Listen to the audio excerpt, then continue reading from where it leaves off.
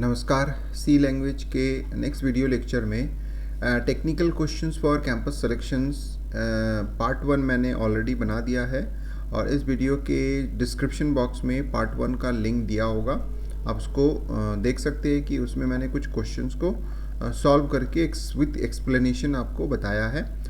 तो उसी सीरीज़ में नेक्स्ट वीडियो में पार्ट 2 में मैं कुछ 5 क्वेश्चन डिस्कस करूँगा। तो उन 5 क्वेश्चन को मैं एक्सप्लेन भी करूँगा, साथ में आंसर भी शो करते हुए उसका रिटन फॉर्म में एक्सप्लेनेशन भी बताया। तो मैं ब्रीफली पहले समझाऊंगा, फिर उसके बाद आपको उसका आइडिया मिल जाएगा कि कैसे। तो ये कैंपस सिलेक्शन के लिए बहुत हेल्पफुल रहेगा। अगर आप कोई कैंपस सिलेक्शन में कोई ऑब्जेक्टिव क्वेश्चन आते हैं तो आप उसमें आइडिया लगा सकते हो कि आंसर क्या आ सकता है। तो वो सब चीज़ों को मैं बताऊँगा।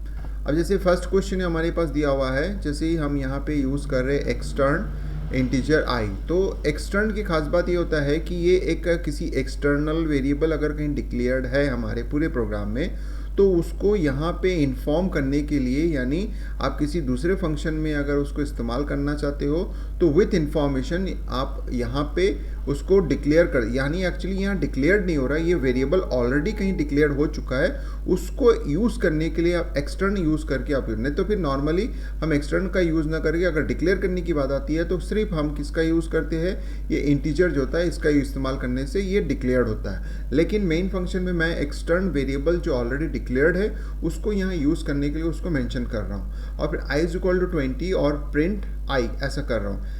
इस प्रोग्राम को जब आप देखते हो तो सब कुछ ओके लगता है, लेकिन इस पूरे प्रोग्राम में कहीं भी i का डिक्लेरेशन कहीं और दिख नहीं रहा है, सीधा सीधा यहाँ इस्तेमाल हो रहा है। तो डेफिनेटली जब ये कंपाइल करेगा तो इसमें एरर आएगा।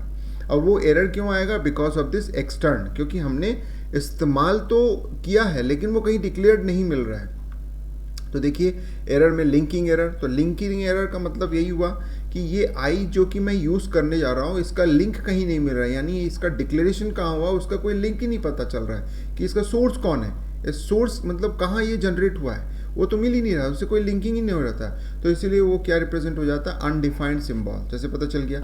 एक्सप्लेनेशन देखिए, एक्सप्लेनेशन में क्या दिया हुआ है आपको और अच्छे से समझ में आएगा कि extern storage class in the following declaration हमने ये किया है। तो specifies to the compiler that memory for i is allocated in some other program, यानी किसी प्रोग्राम में कहीं allocate हुआ है, यानी declared हुआ है, allocate हुआ है, and that address will be given to the current program at the time of linking।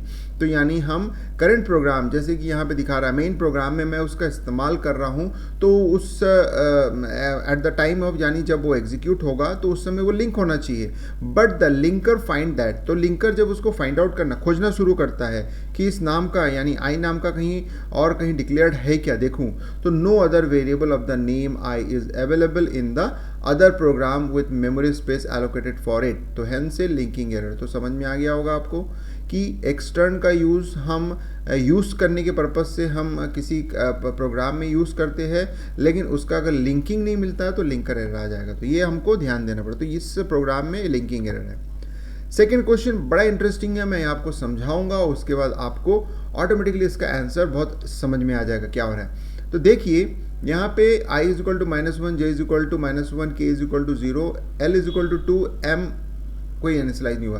तो डेफिनेटली m में आइदर 0 होगा और 1 होगा, दोनों में से कोई एक सिलेक्शन होगा। अब ये क्या होगा जब मैं यहाँ आपको सॉल्व करके बताऊंगा और आंसर भी आपको वही मिलेगा। तो देखिए i++ या कोई भी चीज़ जब पोस्ट इंक्रीमेंट होता है तो पोस्ट इंक्रीमेंट की बात ये होती है कि पहले वैल्यू पुट होता है, फिर उसके बाद उस वेरिएबल का वैल्यू इंक्रीमेंट हो जाता है। तो देखिए यहाँ पे पोस्ट इंक्रीमेंट हो रहा है, तो डेफिनेटली यहाँ पे जो i की जो वैल्यू है वो माइनस हो जाएगी, यानी यहाँ पे जो वैल्यूएशन होगा, यानी पूरा जो i++ लिखा हुआ है, i++ का पर्पस ही है कि वो उसमें लॉजिकल ऑपरेशन करना है। तो i की वैल्यू तो इंक्रीमेंट भी हो रही है, साथ में i की वैल्यू पुट हो रही है। तो मैं यहाँ पे थोड़ा सा ठीक से कर दे रहा हूँ। यहाँ पे जो मैं रिप्रेजेंट कर रहा हूँ वो है ऑपरेशन करने के लिए, तो मैं यहाँ पे एंड ऑपरेशन लगा दिया, ये हो गया। अब j की वैल्यू देखिए, यहाँ पे j की वैल्यू है, तो j में भी पोस्ट इंक्रीमेंट लिखा हुआ है, तो इसका मतलब है यहाँ भी आपकी वैल्यू -1 हो जाएगी। फिर मैं एंड ऑपरेशन लगा दिया ये। अब k की वैल्यू, अब देखिए k++ है, अगेन पोस्ट इंक्रीमेंट है, तो इसका मतलब है k की वैल्यू यहाँ पे 0 पुट हो जाएगी। फिर आपके पास जो होता है और ऑपरेटर है, और ऑपरेटर के बाद में यहाँ पे आप यूज़ कर रहे हो एल प्लस प्लस, अगेन ये पोस्ट इंक्रीमेंट है, तो इसका मतलब है two value is going to be assign here. तो यानी आप देख सकते हो -1, -1, 0 एंड 2, इस तरह से वैल्यू आ जाएगा। अब जब मैं इसको पूरा वैल्यूएशन करता हूँ, तो जब वैल्यूएशन करता हूँ तो -1 ट्रू होता है, क्योंकि नॉन जीरो वैल्यू हमेशा ट्रू होता है। तो ट्रू ट्रू इन दोनों का जो रिजल्ट है, यानी मैं यहाँ पे आपको शो करके बताता हूँ क्या हो रहा है। -1 एंड ऑपरेशन -1, फिर एंड ऑपरेशन 0, फिर और ऑपरेशन 2, ये हो गया। तो सबसे पहले मैं इन दोनों ऑपरेशन का वैल्यू कर रहा हूँ। तो इन दोनों ऑपरेशन वैल्यू मतलब जब ये दोनों ट्रू है, यानी -1 भी ट्रू होता है, -1 यानी नॉन जीरो वैल्यूज जो होते हैं ट्रू होते हैं, तो ट्रू ट्रू का रिजल्ट यहाँ पे आपको 1 मिल गया। सीधी सी बात है, क्योंकि अल्टीमेटली जब रिजल्ट निकलता है तो वो नॉन जीरो वैल्यू 1 मान के चलता है, ट्रू को 1 लेता है और फॉल्स को 0 लेता है। अब ये जो 1 है वो इसके साथ मैच करता है, तो इसका मतलब होता है इसके साथ जब मैच हो रहा है, यानी ये 1 और ये 0 मैच हो रहा है, तो इसका मतलब एक ट्रू है एक फॉल्स है, तो आपको यहाँ पे 0 मिल गया। अब ये जो 0 है वो 2 से मैच करता है, तो 0 और ट्रू यानी एक फॉल्स हो गया और एक ट्रू हो गया, तो और केस में वो ट्रू, ट्रू का मतलब होता है यहाँ पे 1। तो अल्टीमेटली m की जो वैल्यू होगी वो 1 होगी। देखेंगे आंसर में भी वही आएगा। अब जाते हैं नेक्स्ट, i प्लस प्लस हो रहा है, तो इसका मतलब i का वैल्यू था -1, प्लस प्लस होने के बाद जब यहाँ पे आता है तो वो इंक्रीमेंट होके आएगा यहाँ पे, क्योंकि यहाँ पहले ऑपरेशन हो रहा है इस स्टेटमेंट, यानी इस स्टेटमेंट के बाद यहाँ पे सब आ रहे हैं, तो इस लाइन में जो भी चीज़ें हो रही है वो आफ्टर ऑपरेशंस यहाँ पे आएगा। सारे के सारे पोस्ट इंक्रीमेंट है, तो इस डेफिनेटली इसकी वैल्यू यूज़ होने के बाद उसकी वैल्यू इंक्रीमेंट हो जा रही, तो i की वैल्यू इंक्रीमेंट होने के बाद 0 हो जाएगा, j की वैल्यू इंक्रीमेंट होने के बाद 0 हो जाएगा, आप देख सकते हैं k की वैल्यू 0 है तो इंक्रीमेंट होने के बाद 1 हो जाएगा, l की वैल्यू 2 है तो इंक्रीमेंट होने के बाद 3 हो जाएगा, और m की वैल्यू मैंने बता दिया कि इसके अंदर 1 आएगा। तो इसका मतलब है आपका जो आंसर है वो 00131 होगा। तो चलिए देखते हैं आंसर क्या होता है 00131। एक्सप्लेनेशन आप देख सकते हैं क्या है, आपको और से समझ में आएगा।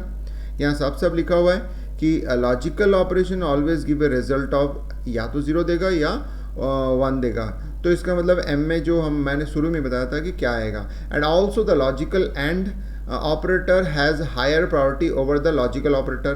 तो इसीलिए यहाँ पे क्या हो रहा है कि लेफ्ट टू राइट हमारा ऑपरेशन हो रहा है, यानी जो दोनों एंड है पहले ऑपरेट हो जाएगा, फिर उसका रिजल्ट जो होता है जो एल है उसके साथ हो रहा है, तो इसीलिए ये एंड ऑपरेशन को मैंने पहले किया। सो द एक्सप्रेशन, ये जो एक्सप्रेशन है मैंने आपको बताया, ये पूरा एक्सप्रेशन पहले एग्जीक्यूट हो गया, इज एग्जीक्यूटेड फर्स्ट, एक चीज़ आपको पता चल रही है।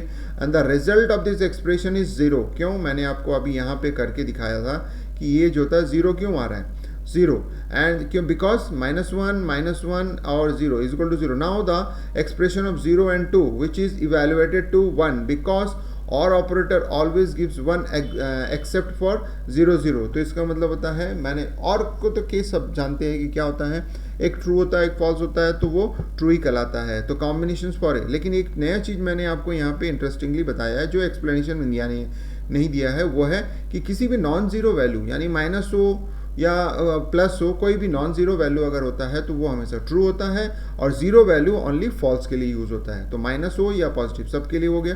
सो for the value of n is 1, the value of variables are also incremented by 1। जैसे कि पहले स्टेटमेंट के बाद जब दूसरे स्टेटमेंट में आएगा, तो पहले स्टेटमेंट में जो भी इंक्रीमेंट ऑपरेशन हुआ है, चाहे पोस्ट हो या प्री हो, तो कोई फ़र्क नहीं पड़ता। लेकिन इसका फ़र्क, पोस्ट इंक्रीमेंट का फ़र्क आपको इसलिए पड़ता है, फ़र्क नहीं पड़ता है क्योंकि वैल्यू पहले पुट होती है फिर इंक्रीमेंट होता है। हाँ, लेकिन अगर प्री इंक्रीमेंट होता तो फिर आपके वैल्यूज़ जो होता है डिफरेंट आते, हो सकता है कंडीशन आपको m की वैल्यू हो सकता है 0 भी हो।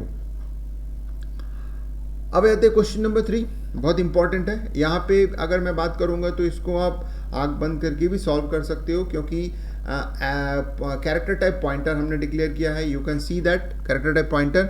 तो अगर मैं एस्ट्रिक ऑफ p, यानी मैं indirectly character, asterisk of p का मतलब होता है किसी कैरेक्टर लोकेशंस को, यानी कैरेक्टर हमेशा 1 बाइट लेता है, तो इसका मतलब है इसका जो रिजल्ट है यानी साइज़ है वो 1 बाइट ही शो करेगा। लेकिन अगर मैं पॉइंटर का साइज़ की बात करता हूँ तो पॉइंटर हमेशा 2 बाइट लेता है। ये चीज़ आप ध्यान रखिए, चाहे इंटीजर हो चाहे कैरेक्टर हो, पॉइंटर हमेशा 2 बाइट लेता है। चाहे फ्लोट को भी इंडिकेट करेगा तो भी वो 2 बाइट लेगा, क्योंकि वो एड्रेस को रिप्रेजेंट करता है। तो पॉइंटर जो होता है एड्रेस को रिप्रेजेंट करता है, और किस टाइप के पॉइंटर यानी किस डेटा टाइप को इंडिकेट करता है, इसके दो इन्फॉर्मेशन होता है। तो पॉइंटर का जो साइज होता है वो 2 होता है, तो आंसर विल बी 1 and 2। आपको समझ में आ गया होगा किस तरह से हो रहा है।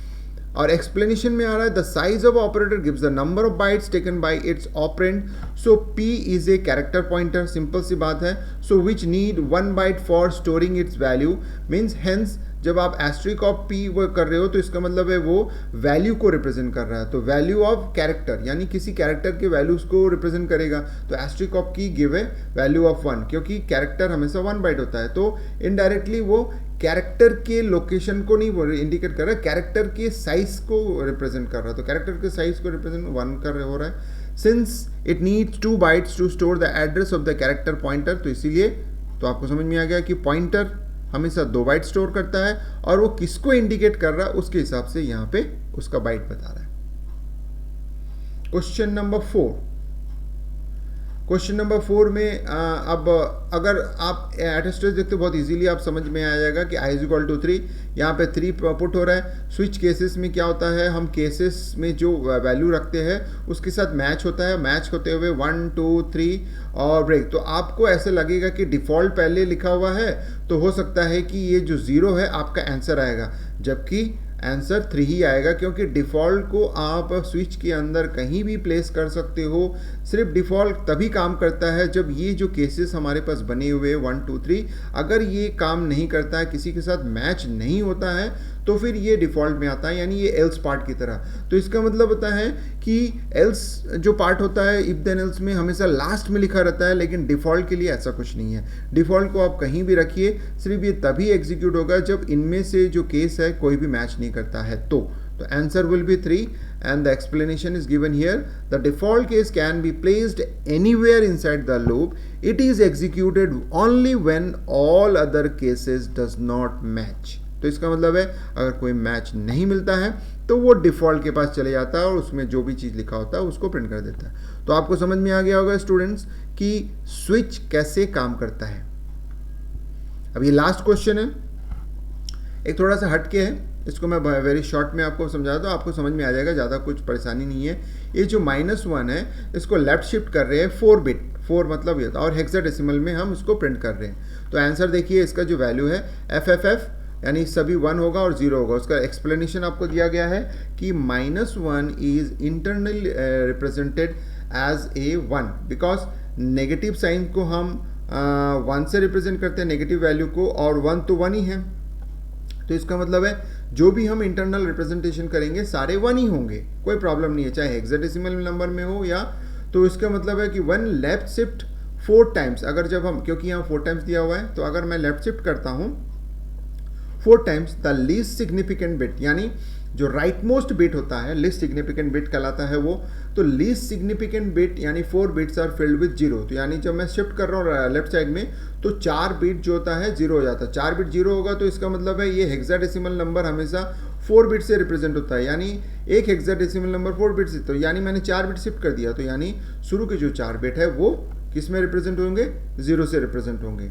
और द परसेंटेज फॉर्मेट जो होता है specify that the integer value be printed as an hexadecimal number. तो इसका मतलब होता है ये सब 1 होंगे, क्योंकि यहाँ पे मैंने ऑलरेडी बता दिया है कि -1 यानी सारे जो रिप्रेजेंट होंगे वो 1 1 से होंगे। और 1 को अगर आप लेफ्ट शिफ्ट करते हो तो धीरे धीरे राइट साइड में 0 जुड़ेंगे, लेकिन लेफ्ट साइड में सारे 1 ही रहेंगे। तो इसलिए आप उसका हेक्साडेसिमल नंबर में ये, तो ये है आपका आंसर जो क्वेश्चन नंबर 5।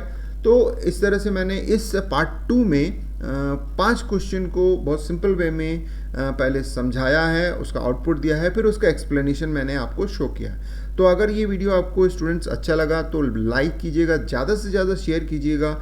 जो भी जो सी लैंग्वेज पढ़ रहे हैं और जो सीख रहे हैं तो उन तक ये पहुंचना ज़रूर चाहिए, ताकि उनको भी थोड़ा सा नॉलेज हो जाए कि किस तरह से छोटे छोटे जो इंटरव्यूज़ होते हैं उसमें उसका आंसर कैसे दे सकते हैं।